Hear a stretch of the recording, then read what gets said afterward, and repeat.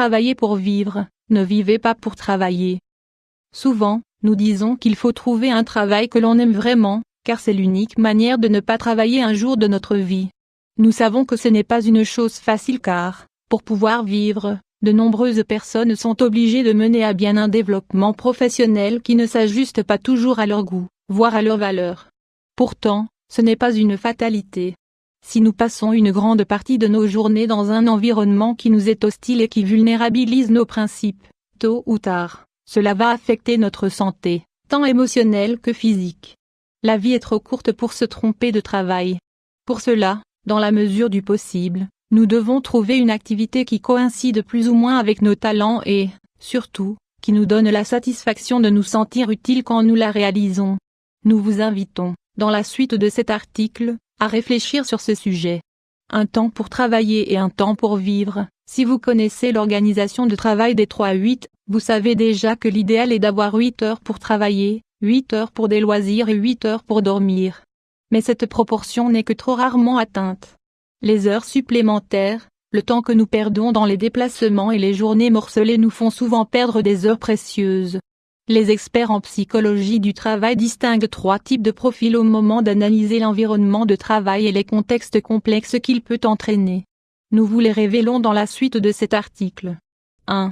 Ceux qui détestent leur travail. Dans cette première dimension, se trouvent toutes les personnes qui, quelles que soient les circonstances, ont fini par détester leur travail.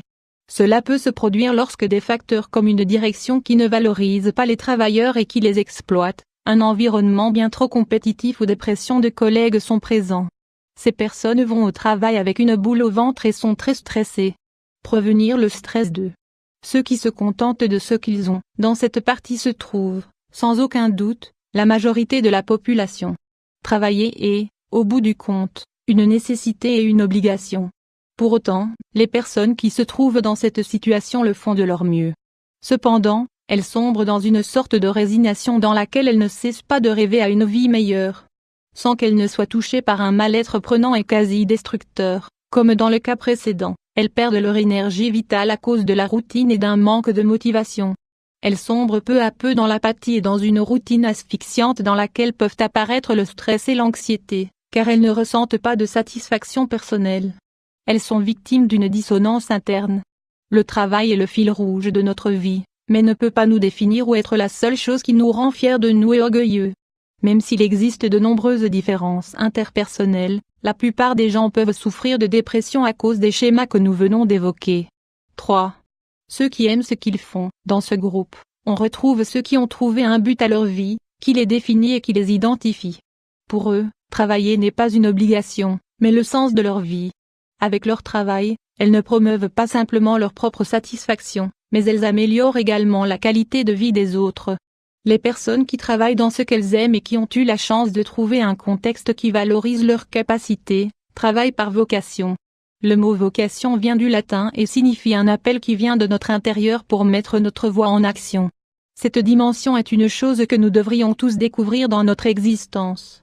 Femmes avec appareil, les nomades, les travailleurs du futur. Dans notre société en mouvement, qui est tous les jours plus complexe, un nouveau profil de travailleur a surgi, aussi intéressant qu'utile. On les appelle les nomades, et voici leurs principales caractéristiques. Le nomade peut être une personne jeune ou mature, qui dispose de capacités qui peuvent être utiles aux autres et qui souhaite les transmettre. Le nomade comprend que son travail doit être sa passion, mais il veut le faire de manière indépendante, sans avoir personne au-dessus de lui. Il aime les gens et se connecter avec d'autres personnes dans la vie réelle, ou à travers les nouvelles technologies, qui sont d'ailleurs un excellent moyen pour lui de travailler.